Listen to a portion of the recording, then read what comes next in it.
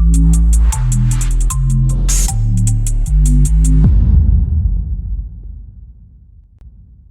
you have? Excellent. So welcome everyone to the May edition 2025 of the ICCS Journal Club. So excited today to have Ruth Petrie and Patrick Ball from Inigo Insurance speaking to us. We have a joint project with Inigo, the Inspire project, which is a really exciting project that we've been running for a little while now between us. So it's great to have them here speaking today on how insurance companies quantify natural disaster risk in a changing world. So thank you, Ruth and Patrick. Over to you. Yeah, thank you very much. To explain a little bit more about who we are and why we're talking to you, Ruth and I are both members of Inigo's catastrophe research team. Inigo is a relatively new UK-based insurance and reinsurance company, which was founded at the end of 2020. Since then, we've expanded rapidly, and in 2024, we were paid $1.3 billion to insure property and liability risks all around the world. To estimate risk, we license catastrophe models from third-party companies, such as various extreme event solutions. And the catastrophe research team's role at Inigo is to evaluate these models and optimize them for Inigo's use cases. To do this, we leverage insights from academia and partners within research groups, and these include the Inspire project with ICCS. Sorry. And the specific Inspire project at ICCS is to deepen our understanding of hurricane risk, specifically to the east coast of the US. Why this is so important to us is that at Inigo, 75% of our losses are from within the US, and hurricanes specifically are responsible for 30 to 40% of those losses. So even small improvements to our modeling of hurricanes can be extremely material. So the point of this talk today is to explain how catastrophe models work, give a flavor of how climate research fits within the insurance industry, either in-house or via these academic collaborations. And so hopefully we'll do that in the next 40 minutes or so. So in 2024, natural disasters generated $370 billion of economic loss around the world. And of that, $145 billion were recouped by those affected through insurance mechanisms. Catastrophe models allow insurance companies, governments, and NGOs to estimate the likelihood of different natural disasters and their associated losses to single locations, insurance portfolios, whole industries, or countries. In insurance specifically, catastrophe models tend to be used in two key ways. The first is kind of the obvious one, which is to price insurance contracts. So, for example, you would hope that home insurance around the UK would scale with flood risk. So you would pay more for your insurance in places that were riskier for flood, for example. The second key use is perhaps the most important one, which is to make sure that no insurance company is over leveraged and they retain enough capacity to pay for losses. So one of the key issues with catastrophes is that they're rare, and we've not seen the biggest ones yet that will probably occur within our lifetime. And so we need to use catastrophe models to come up with the worst case scenarios and to make sure that we have enough money in the bank to pay all our clients if a major catastrophe does occur. And to that end, I'm just showing this graph here, which is the Lloyd's market, which is all of the UK-based insurance companies and their performance since 1950. Just get my laser pointer. For most of history, insurance companies did not make a profit from insurance per se. So the blue bars here are the underwriting result in terms of net premium through time. And you can see that for the majority of history, there's losses across the board. The way insurance companies historically make money is by taking all of the premium they get from their clients and investing it in the stock market or other investment options and making money from those investments. And hopefully, they make enough money from those investments to balance out the underwriting result. And so much of history is net positive, and that's shown by this red line here. The issue with this approach is that you're sometimes massively over leveraged. You're taking on too much risk in order to make a profit, and you can get hit by very large events. The first earthquake and hurricane catastrophe models were released in the early 1990s, and they were first shown to have a really key use in Hurricane Andrew in 1992. So this was a devastating hurricane to hit the US, and during this event, 11 insurance companies and 9 reinsurance companies were unable to pay their customers and went under, ceased to do business. That's a terrible thing to happen for an insurance company to go bust, because it means that their clients that have paid for this cover don't receive the cover they're entitled to. And so now that catastrophe models are much more mature, since the early 2000s, it's been regulated that they have to be used within insurance modeling if you're a large enough insurer. And you can see that since this performance management has been enacted, which also includes a number of other different key regulations, not just cat modeling, you can see that generally now the underwriting result is a net positive. And in general, insurance companies have become more consistently profitable, which is good for both the insurance companies and their clients, because there's a lot less fear of an insurance company not paying out in the event of a major catastrophe. So in short, cat models are definitely useful. So I've sort of explained why they're useful, but not what they are. And that's what I'm going to do with the next section. So a catastrophe model is the way that we estimate the amount of loss incurred in an average year or over a distribution of different possible years to an insurance portfolio. And this is broken down into 3 main components. So the hazard component, which is how likely is it for an event to occur? If it does occur, how severe will it be? And where will that event occur? If a hazard event such as an earthquake or a hurricane coincides with where we have exposure data, so where we have buildings that we're insuring, we want to know how likely it is that those buildings will be damaged, and that's covered by the vulnerability module. We'll then apply all of our contract conditions and come up with a final loss for a given event or for all of the events in a given year. So I'm going to go through each of these sections in turn and give a broad brush overview of how they are constructed. So the hazard we experience is dictated by 3 key things. So where do events occur? How severe are they? And how frequent are they? To calibrate models, vendors typically look at the distribution of historical events, counterfactuals of these events, such as changing key parameters like wind speed, angle of approach, landfall location, and also just simulating from scratch all the possible events that have not occurred. So this is an example for Hurricane Ian. And you can think of a wide variety of different counterfactuals you could make from Hurricane Ian, or you can simulate a whole vast array of different possible events to generate an event catalog. To demonstrate how a cat model works, I'm going to use this highly unrealistic 1 year in Miami. So in this year, Miami is hit by 2 incredibly small hurricanes traveling exactly due west. The first event is a Category 3 hurricane, and the second one is a Category 5 hurricane, which hits slightly further south in Miami. The colors are wind speed.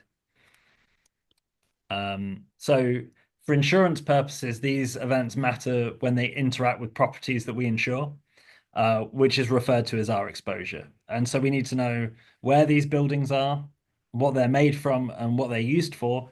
For example, a steel skyscraper of apartments, and how much they're worth. So what would it cost us to replace them in the event that they were destroyed?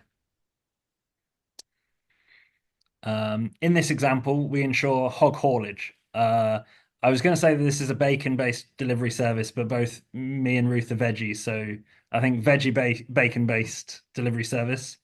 Implausibly, Hog Haulage have 10 warehouses around Miami, including wood frame, masonry, and reinforced concrete buildings, indicated by the different colors on the map. For simplicity, all of these warehouses would cost $1 million to replace. And some of these buildings are within the paths of the storms that we generated in our hazard model, and they'll be subject to different wind speeds. So calculating how much damage they will sustain is a function of the vulnerability model. So to calculate damage, we need to know a few key attributes of our buildings. One is how all the different materials that make up our buildings respond to stress. What engineering practices or regulations were in place at the time the building was constructed, and how certain are we of our modeling outcome? That's both from a vulnerability and a hazard perspective. So the vulnerability model is built around damage functions. And these damage functions describe the amount of damage a building will occur for a given peril severity, in this case, wind speed. So we have wind speed along the x-axis going from 45 miles an hour to 150 miles an hour. And on the y-axis, we have mean damage ratio. So from 0% damage to the building is completely written off and it's damaged by 100%. Each of these lines indicates a different construction type, so wood frame, masonry, reinforced concrete, and how they respond to different wind speeds in terms of how much they're damaged. So, for example, an 100-mile-an-hour wind will cause 45% damage, or 45% damage to a reinforced concrete building, but it will cause 85% damage to a wood frame building, as an example. There's a probability distribution around this value that captures the uncertainty in how buildings are damaged and local variations in wind speed that are not resolved by the model. So in this example, for a wind speed of 100 miles an hour, the average damage is 45%, but in some cases we will have buildings with no damage, and in other cases we will have buildings that are completely destroyed. This is sort of how we often see the aftermath of natural disasters, and Ruth has some amazing photos later on of two buildings next to each other that have incurred the same hazard. One has been completely destroyed and the other one is completely fine. And so we need to be able to capture that uncertainty within our modeling. So even though you can have a whole range of different amounts of damage, on average, we have a damage of 45%. When we apply our vulnerability module to our example, the damages for each of our locations range from 0% in areas hit by low wind speeds or outside of the hurricane tracks to 70% mean damage ratio in the eye of the storm of this Cat 5 hurricane coming through the south of Miami. When we apply each of these damage ratios to our replacement value of £1 million per property, we calculate the amount of loss we receive for each property. So in this example from this category 3 storm, we have a 5% damaged property, a 15% damaged property. Adding those two up is £200,000 of loss. And when we do that across the whole thing for both events, we get £1,250,000 of loss. If this happened over 2 years rather than over 1 year, we would have an average annual loss of £725,000.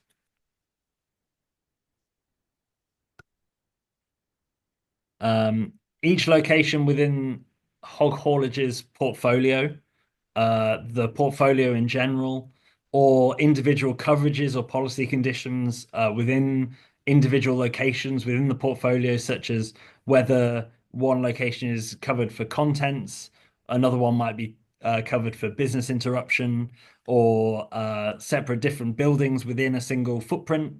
All of those things will be subject to different financial conditions, such as deductibles and limits. The financial model of the CAT model will apply each of these terms in the correct order taking through the probability distributions from the vulnerability model to come up with a distribution of possible loss and the final outcome of loss for each of the years. So when we apply that to these two events here, each location has a deductible of £100,000. And so our average annual loss is £525,000 when we apply all of those terms.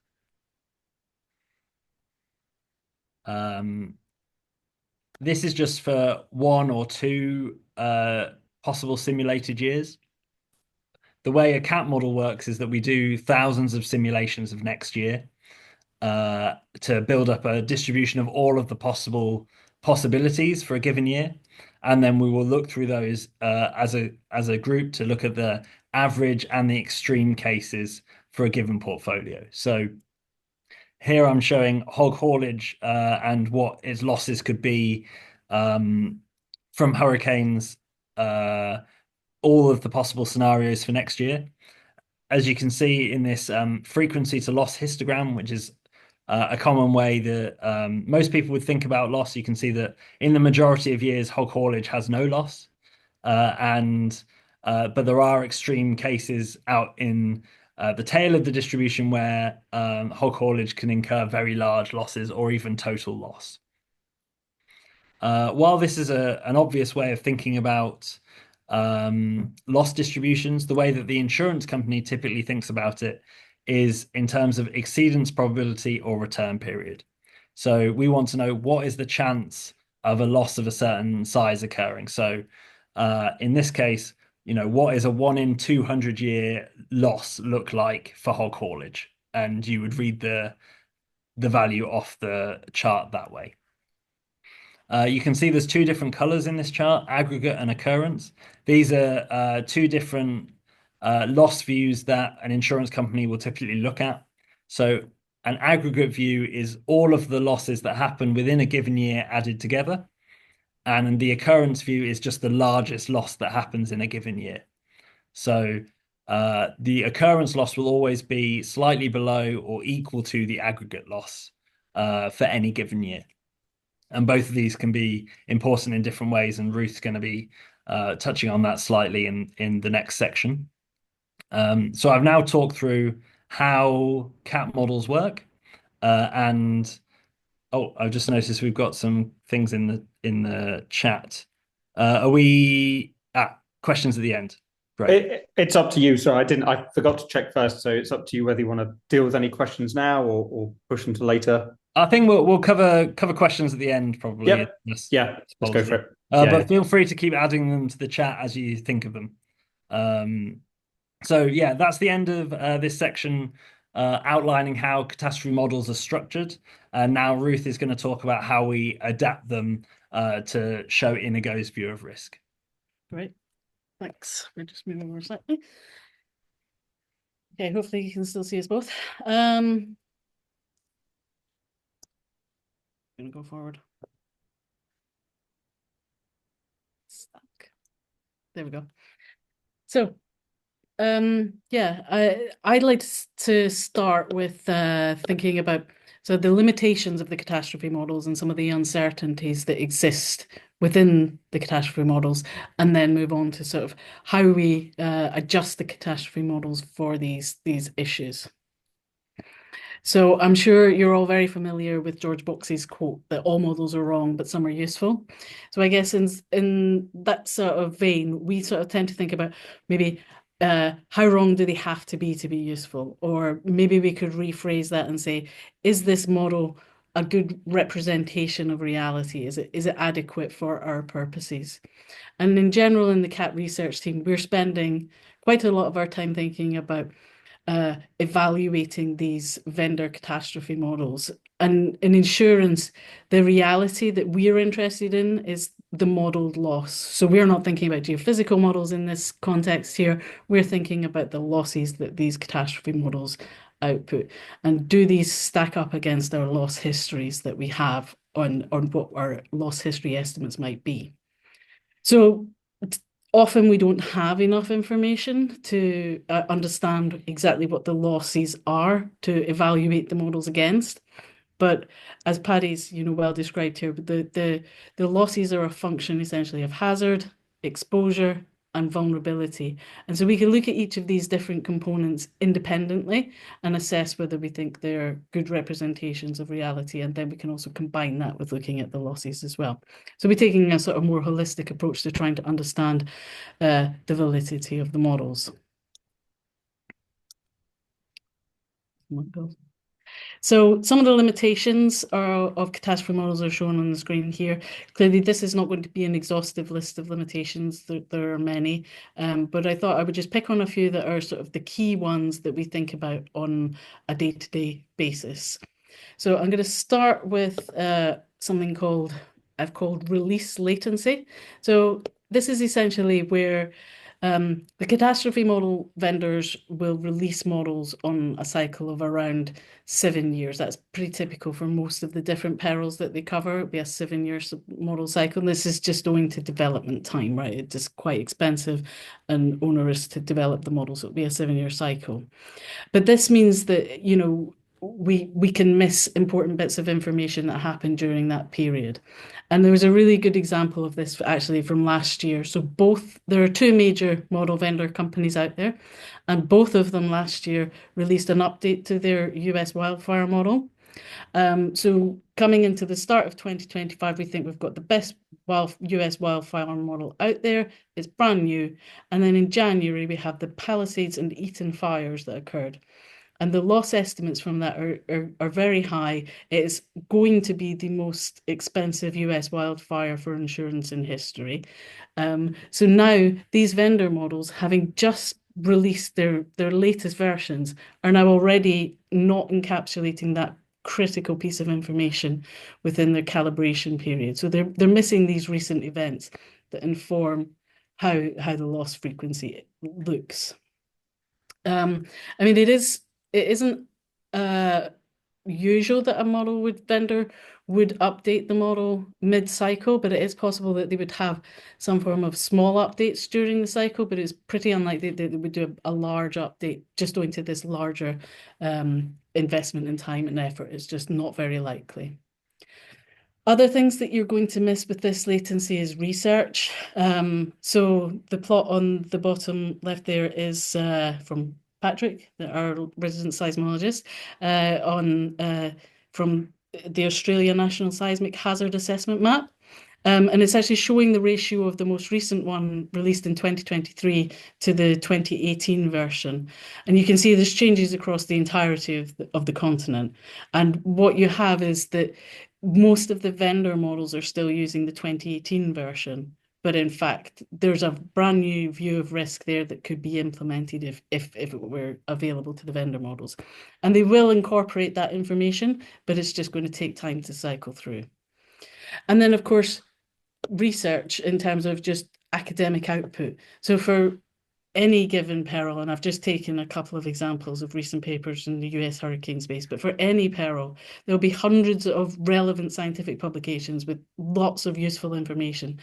Some may be giving us, really new understanding of our risks or how it's changing with climate change, for example, and not incorporating that is obviously an issue for the vendor models if they're going to have to wait another 7 years before that information gets in there. And since our climate is obviously non-stationary, we also have this simple fact that the lag of 7 years may mean that the underlying risk landscape has evolved during that time. And I think that this is one of the key areas in which sort of a CAT research team within an insurance company can really add value. If the vendor model is a number of years out of date, we can take this information from the recent events or recent research, and we can implement adjustments to the model so that even mid-cycle, we are keeping up to date in our view of risk. So we also have uncertainty in our historical record. So we might think that for US hurricane, for example, it's one of the best observed natural perils that there are. It's fairly large in scale, is well observed through the satellites. So we might think that we could say that going back to the sort of satellite era, say 4 to 5 years, that we have a reasonable record of US hurricanes. We have records going back to the mid-19th century for US hurricanes, but of course, the further back in time we go, the more uncertainty there is in the observations. In the US, we're actually slightly lucky in that the Hurricane Hunter aircraft started flying in the 1940s and early 1950s. So there are some good observations of hurricanes extending beyond the satellite era only. But if we think, so that's great for the US, but if we also insure risks for things like Japanese typhoon, and obviously there are a lot of typhoons that occur in the Northwest Pacific, and there are a number of agencies that take observations of these features. However, there's no such equivalent thing as the hurricane hunters for Japan. So they don't fly in and take these really high quality observations. And in fact, these different multiple agencies that observe the typhoons, it is not uncommon for them to report different intensities or locations for the central pressure. And this is a current and present day problem. This is not something that exists in history. It's a present problem. So if we don't understand our present risk or our past risk, there's no way we can understand how that risk is really changing appropriately. And we need to be really accurate with this stuff. So there is this uncertainty in the historical record. We do need to try and account for that.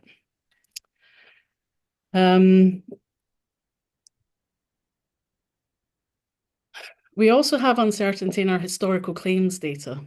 So when we evaluate these models, we're trying to understand if the loss estimates match the historic record.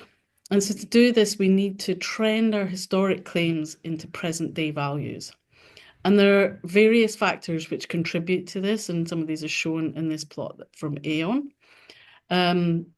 Now, these are factors such as, general inflation and how that impacts the value of a property. It can also be things to do with the exposure. So if, for example, we're trying to say, what would Hurricane Andrew have cost today? It wouldn't just be the general inflationary factors that we'd have to consider. We'd have to consider that, in fact, the population of Miami is increased by something like 30%. And so you've got an increase in 30% just over the exposure changes. And a lot of these graphs that you see of changes in loss over time that are produced by the insurance industry, a lot of it is just driven by exposure changes. So that's one to watch out for. And so we combine this sort of general inflation, the number of properties that have insurance as well. And we combine that to make a loss that is as if it has occurred in the present day. But there's a lot of uncertainty associated with these numbers. And the further back in time we go, it gets really difficult getting this number accurate. And that's the number we're trying to benchmark against. So it's another critical component. So this was the figure that Paddy was talking about earlier. So this sort of uncertainty in the damage functions. We can see a few different natural catastrophes here. There's wildfires, Hurricane Ian, California wildfires from this year, and a couple of earthquakes as well. And what you can see in all these figures shown is single properties that for whatever reason have managed to escape pretty unscathed, where its neighbour or all neighbouring properties have essentially been completely destroyed during whatever event. So the one in the top left, oops, I've just switched the laser pointer off, put it back on, the Lahaina wildfire, this one here. This was particularly interesting for me at the time because it was just quite shocking to see this one property standing with all the properties surrounding destroyed. And it turned out that this particular property had recently been renovated, and they had done so. They had when during the renovation process, they had done some what's called hard property hardening. So they had taken measures to protect the property in the event that there was a wildfire. And one of the key things that actually you can see in this image is that they cleared a lot of the vegetation from around the property, and they'd improved the quality of the roof. And in this case, this property manages to survive that particular event. So there's also an uncertainty associated with where the exposure is. So in this example here, just perhaps we're insuring a property that sits on the coast in Miami. And we perhaps would have the latitude and longitude of that property, and then we can model that appropriately. And the latitude and longitude have to be correct and to the correct precision. And then we can model that correctly. We don't always get that information. Sometimes we might only get information on perhaps the street. In this case, that wouldn't really make too much difference. We'd still know it was on the front, and it would still be at risk if there was a hurricane, and we'd still be able to calculate the loss. But perhaps we don't know the street. We might only know as far as the zip code. Or perhaps it might even be that we only get told the property's in Miami. And what do we do in that case? Usually what's typical to happen is that it just gets given a centroid. It's just a shapefile, and it just get given a centroid, and it'll just get dropped in. And of course, that's really inaccurate.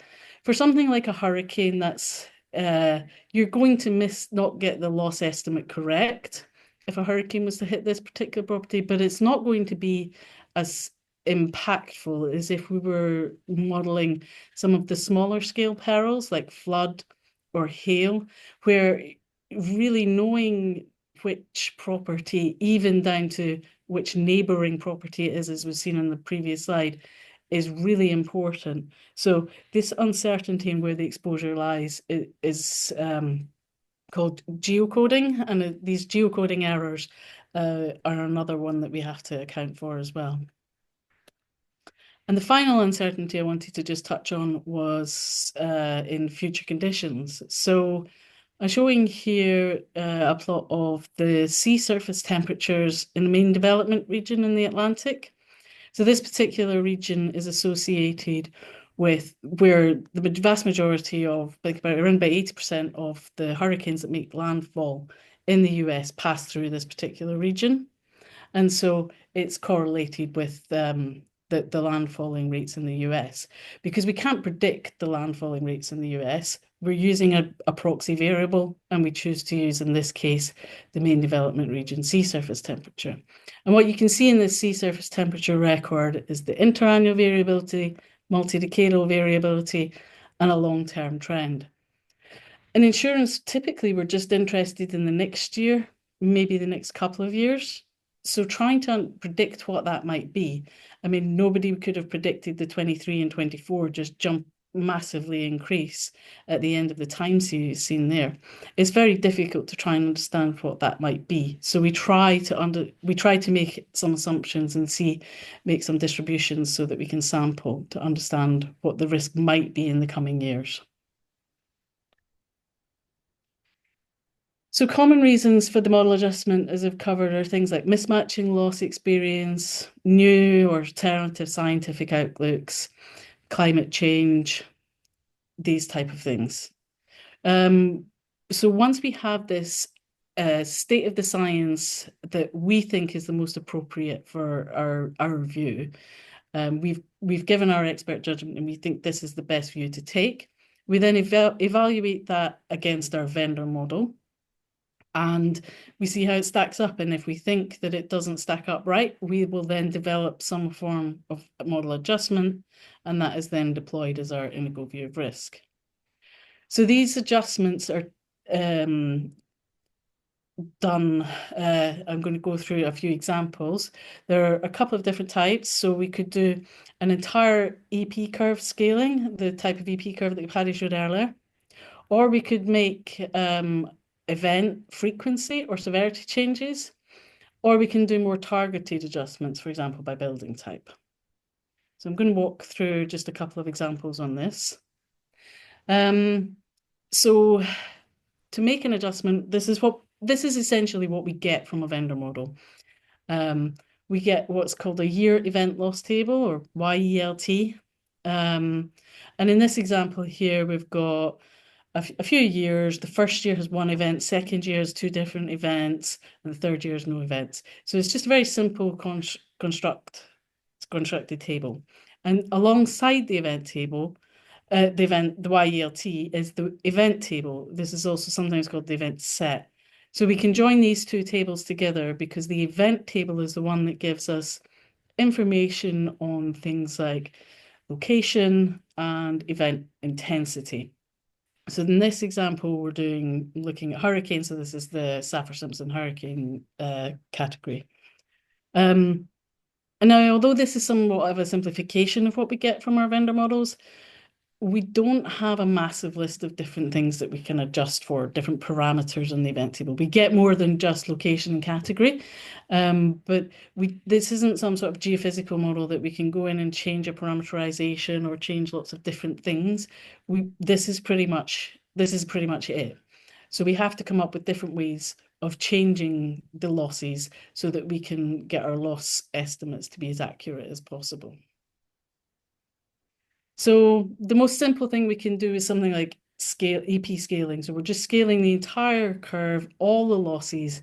So let's just say, for our example, we think that the model systematically underestimates the loss by 10%, inflate all the losses by 10%, and that's that one, job done, quite simple. A frequency adjustment. So for example, in this example, perhaps we could think that maybe we think the proportion of Cat 3s, 4s and 5s might increase with climate change. So we want to represent that somehow. So we simply look to our event table, find a category 3 or more greater event, sample that, and then insert that into our event loss table. So in this case, we've made a slightly more targeted adjustment than just inflating the entire curve. And we hope that it's more representative of the actual physical system that we're trying to represent. We can do something similar by removing an event. If we think that, for example, that the frequency of the Cat 3s, 4s and 5s is actually, the Cat 1s, 2 and 3s is maybe going down. Maybe we actually want to remove a Cat 3, not add a Cat 3. So we just simply take events out. And again, a more targeted way of reducing the losses. We can do things as well with event loss adjustment. So this would be like a severity adjustment. So in this example here, we've got event 6. So this is a hurricane that makes multiple landfalls in this example, Florida, and then Texas is a Cat 4 and then a 2. And perhaps we think that with climate change, it would be stronger. So it was actually making landfall as a Cat 5 and then a Cat 3. So I've inflated the losses from 2 billion to 3 billion. So that's another way in which we can make adjustments just by changing the losses of specific events.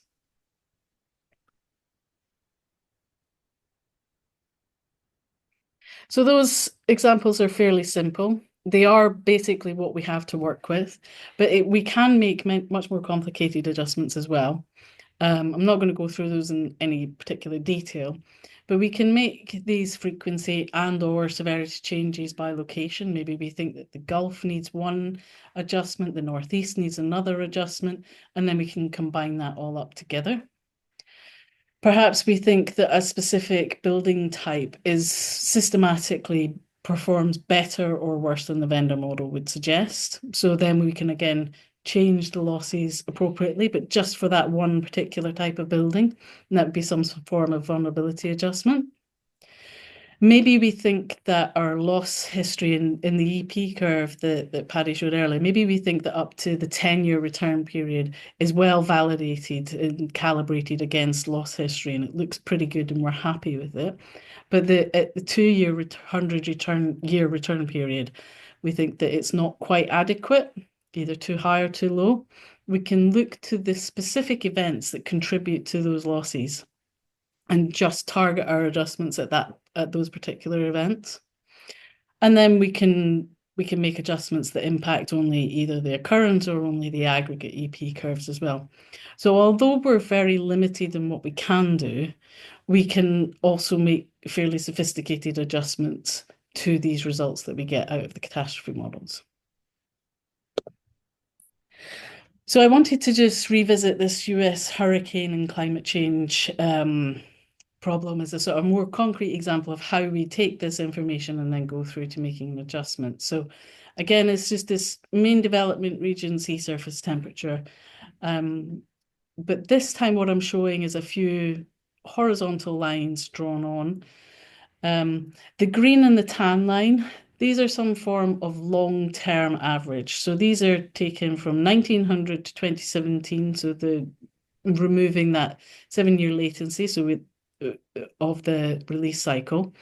And they make two different assumptions as to how they calculate the mean, which is either to include the AMO phase or not. In this case, what we can see is that these horizontal lines don't represent the very far end of the temperature distribution very well. So from, say, 2000 onwards, these two lines are well under that. And the reason that that's important, as I said earlier, is that the main development region sea surface temperatures are highly correlated with these US landfalling rates. And if we take the long-term average, so 1900 to 2017, we get something like 1.5 as a landfalling rate. Perhaps as an insurer, we think maybe we should to look backwards in time and say maybe take a 20-year persistence view. That might be more appropriate than taking this longer-term view. And that 20-year persistence in this case would give us a landfalling rate much closer to 2, which is quite a substantial difference in our loss estimates and our risk.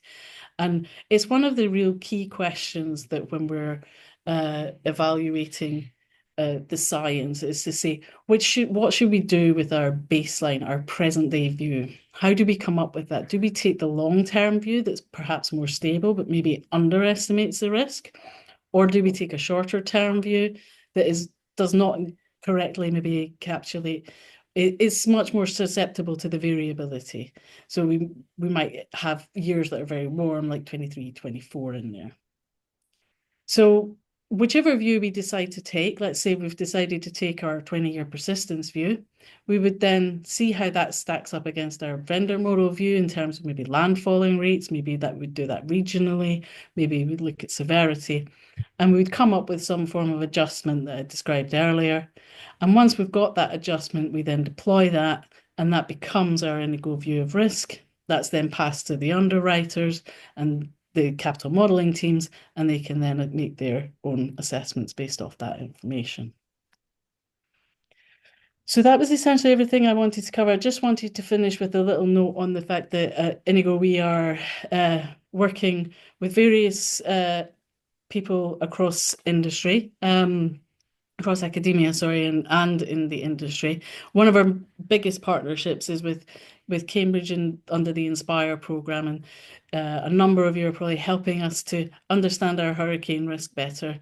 We'll also work with a couple of other companies that provide event sets, so they will provide us information on hurricane risk as they see it, and different event sets that we can use to adjust the models.